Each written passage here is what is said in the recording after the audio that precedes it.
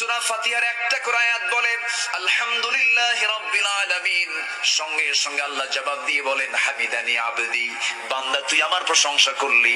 আর রহমানির রহিম যখন বলে আল্লাহ বলেন আসনা আলাইয়া আবদি। মালিক ইয়াউমিদ্দিন যখন বলে আল্লাহ বলেন মাজ্জাদানি আবদি।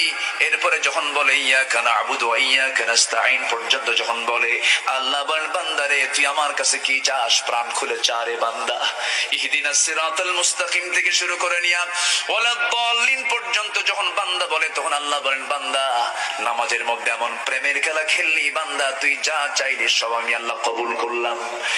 ওই বান্দা যখন রুকুতে যায় আল্লাহ তখন অস্থির হন। ওই বান্দা যখন সিজদায় যাওয়ার জন্য প্রস্তুতি নাই সমস্ত ফেরেশতাকে ডাক দিয়ে বলেন ও ফেরেশতারা এই বান্দাগুলো আমাকে দেখলো না, রাসূলকে দেখলো না, কোরআনকে দেখে হাদিসকে বিশ্বাস করে আমাকে খুশি করার জন্য তার সবচেয়ে সম্মানজনক জায়গা সিজদা আমাকে দেওয়ার জন্য আমার তার মস্তক আমাকে দেওয়ার জন্য কিভাবে সঁপিয়ে দিচ্ছে। ও বান্দা ওই ফেরেশতারা তোরা সাক্ষী থাক, এই সমস্ত বান্দার জন্য সকল জাহান্নামের দরজা বন্ধ করে 8টা